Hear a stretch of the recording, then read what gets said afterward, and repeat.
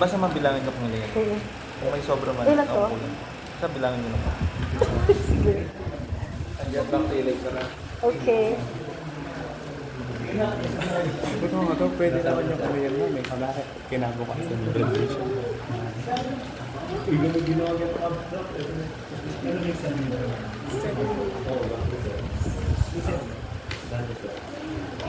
Parang kulang yung abstract.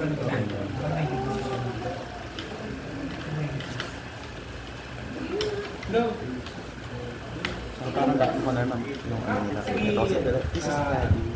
Introduction na ka. Yung sa According to the for a long time, people Introduction. believed that there was only one measurement of intelligence, and that was intelligence quotient. But there is also another quotient that seriously needs to stop by these days, and that is adversity quotient. So what is adversity quotient? Adversity quotient is the ability of a person to handle their adversities well, or how they're able to turn their obstacles into an opportunity. A pleasant morning, our dear panelists. I am Maria Lumabao. I'm not Aaron Mensa. I'm Maria Andrea. Gracious Toledo. I'm Lucas Cruz Cabrera. I'm Jonathan Mamon. I'm Amber Lacarce. I'm JJ Lopez. I'm Derek Lopez. And we are the researchers. We are the Rangers. So we are here today to present our research study entitled Adversity Quotient and Academic Performance of STEM Learners at First Grade High School. Rationale of the study. Some people are not familiar with what adversity quotient is. According to the study of Safi et al. Year of 2021, the adversity quotient is a factor that influences an individual's success as it correlates positively with performance. Adversity quotient is an ability of an individual to cope when difficulties come into their life. And when they have a high adversity quotient, they can turn it into large opportunities.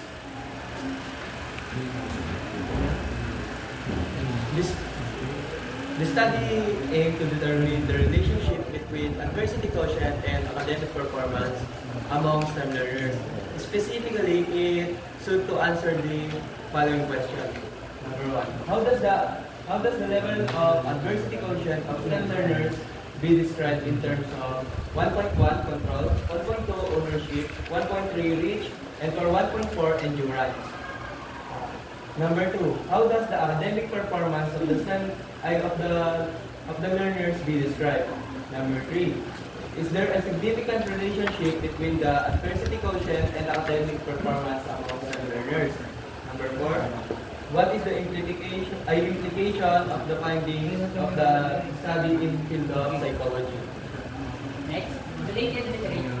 The Journal of Humanities and Social Science found that even after considering the influence of self-esteem, which is related to adversity quotient, there is still a significant negative link between adversity quotient and academic Basically, when students have high adversity quotient scores, they tend to have fewer academic problems.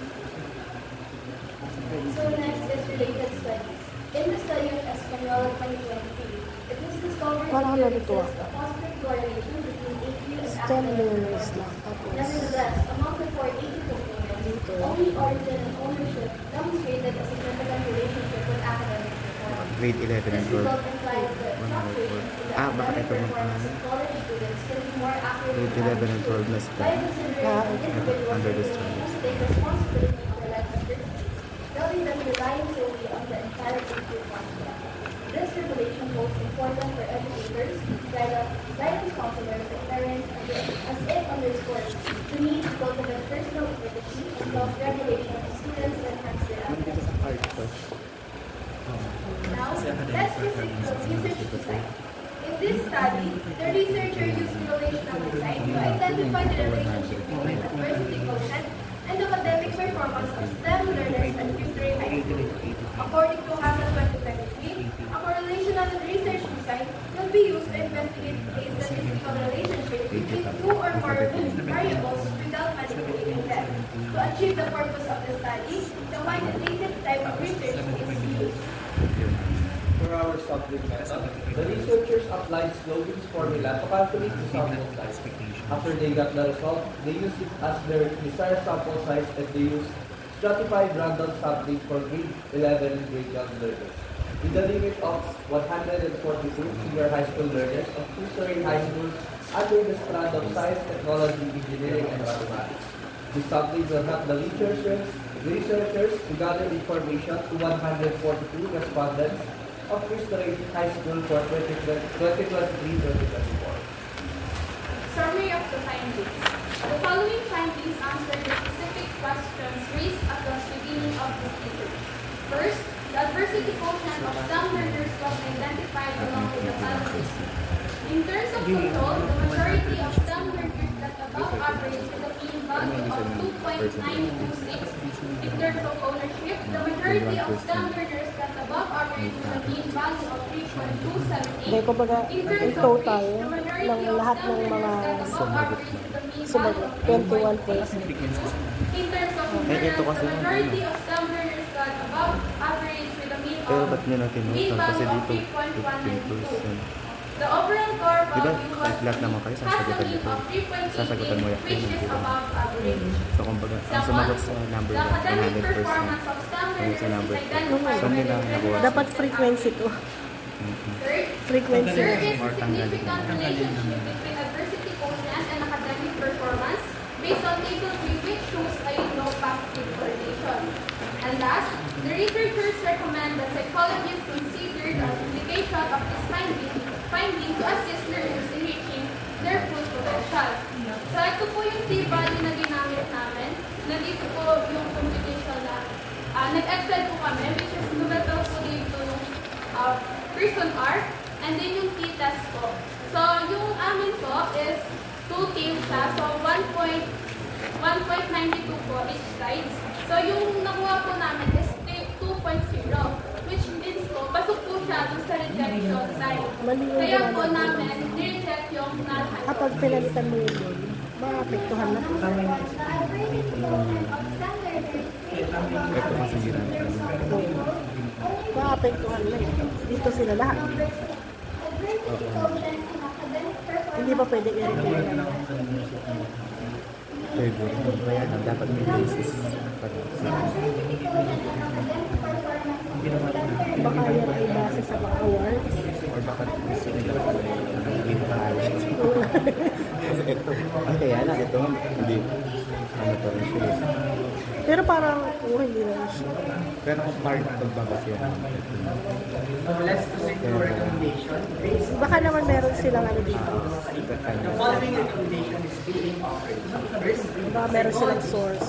should develop programs aimed at enhancing STEM learners' control, ownership, endurance, and reach, taking into consideration the above average level found in this study. Number two, academic institutions should implement mentorship programs pairing with industry professionals to strengthen the diversity quotient of STEM learners, recognizing its significant positive correlation with academic So, performance. mababa yung ano.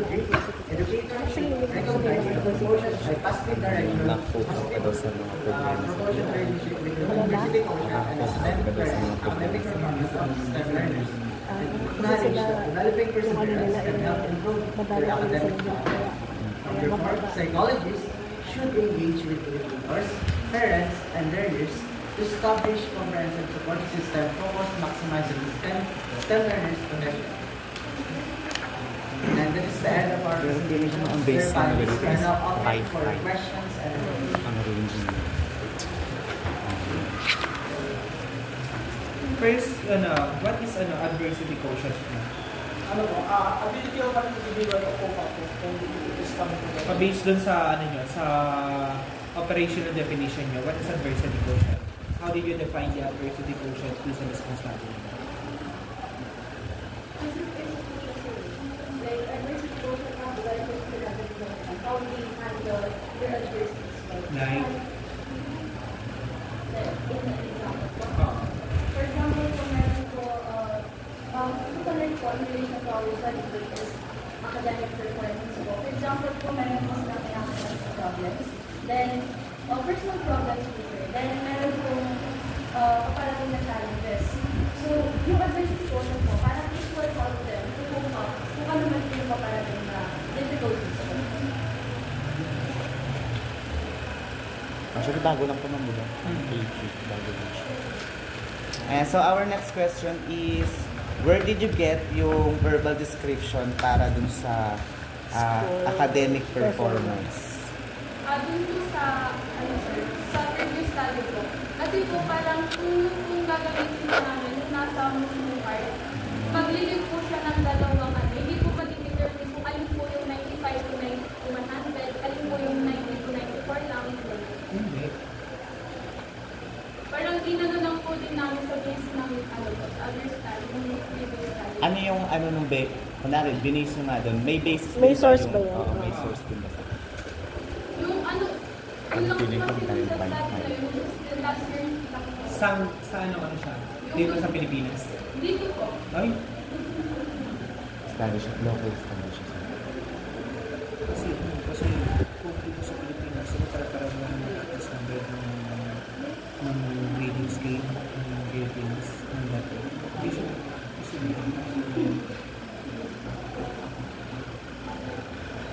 kasi So, kunwari pag in-edit nyo, i-edit nyo.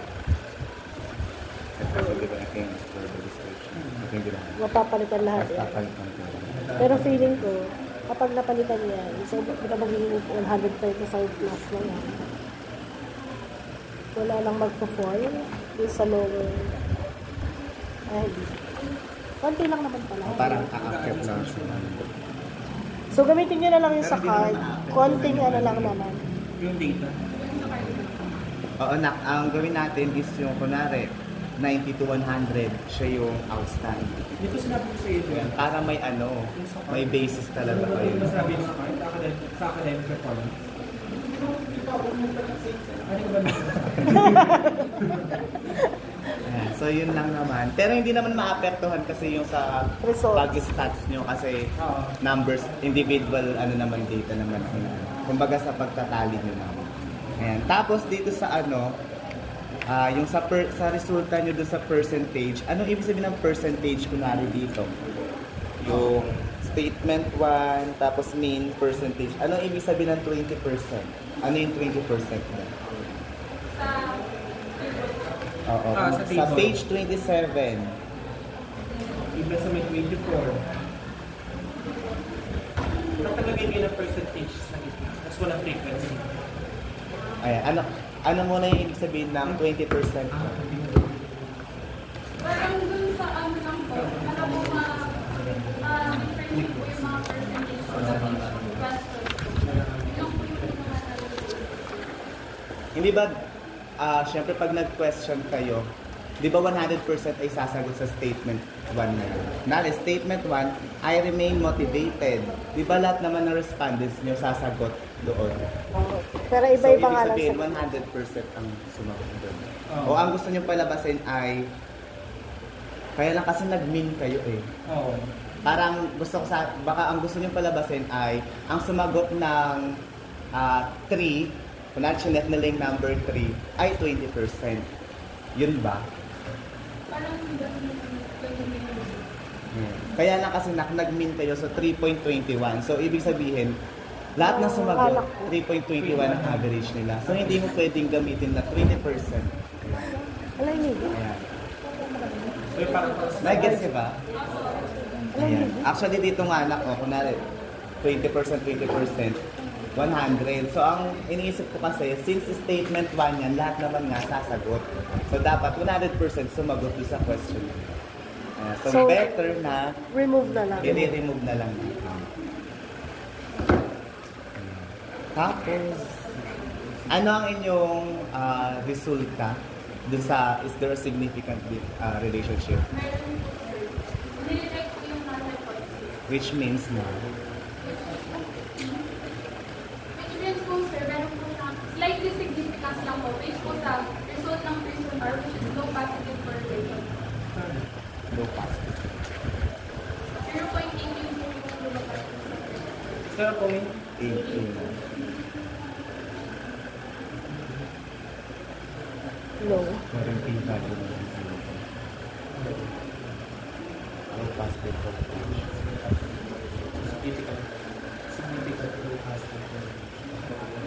So, bakit kaya ganun? Bakit kaya ganun ang resulta niyo? Kasi kung based po sa mga sagot po ng mga respondents, na nag-deal po kasi kami, and inano po namin siya yung SOR, which is 0.8 po. Nag-deal po kami sa test, para po mas sure if hindi po talaga yung Ayan, so meron ba kayong naisip na paraan para maiba yung resulta?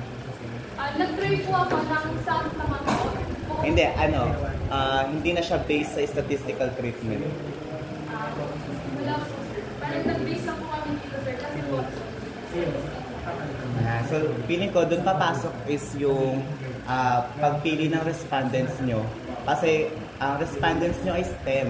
So, baka kasi dahil nga ang STEM ay magaling sila, tapos baka magaling din silang humandle, or alam niyo yon, baka if kunwari ang ginamit natin is mga ICT, baka nagbago yung resulta.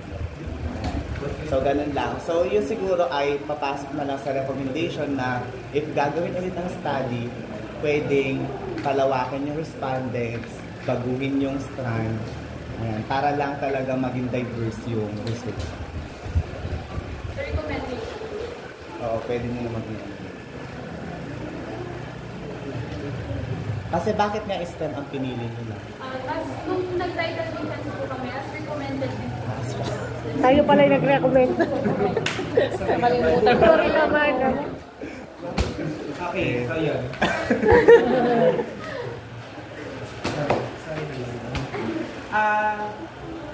Yun sa mga ano nyo, sa SOP number 1 nyo, halimbawa sa SOP number 1, kahit hindi maglagay kayo, hindi kayo ng brief introduction regarding adversity.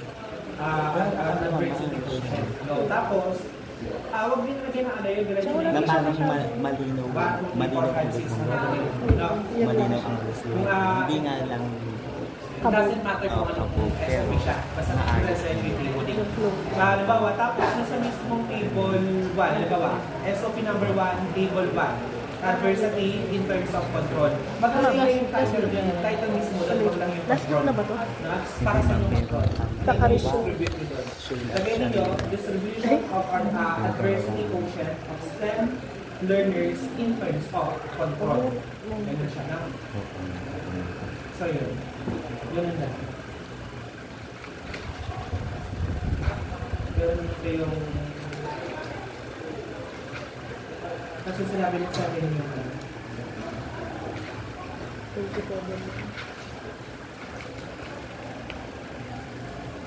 Huwag nang ipili dito na ano. Diba, ito sa general weighted average, academic performance. Yung ano nyo dito, yung... yung magiging ano nyo dito, support dun sa mismo data. Yung yung sa depth of order regarding sa clinic state, yun. Diba? Kasi kung nagtataka rin ako dun sa sinabi nyo na meron kay basis na local lang din dito, ganun yung ginamit na grading skill nila. Kasi kung dati sa Department of Education, in Philippines, even private and public, same lang nila sa grading scale. Walang may 95.1. Kasi dun sa mismo 90 to 100, malalaman mo na kapit kung saan siya natutunan eh. Kasi nag-round out tayo, di ba? Wala naman tayong na-level sa RDA 95 something. May nakita na ba kayo sa grades niyo? Wala, di ba? So hindi naman tayo nag-aaral ng college na 1 point. Ginamit ng fertilizer. Something. So yun, paano nyo din sa Orange, green, ang calamansi. So yun. Congratulations. And actually, maganda naman yung ano nyo, maganda nga yung resulta nyo. Parang ano lang, hindi lang siya kabog na, pero alam mo yun, there's beauty in simplicity. Parang gano'n, parang Natural beauty lang siya. Tsaka meron maganda naman siya kasi meron siyang relationship. Yun lang, mababa siya. Paano ba natin nalaman na nagkakaroon ng relationship dun sa mismo study? Gano'n siya kataas, tsaka gano'n siya kababa?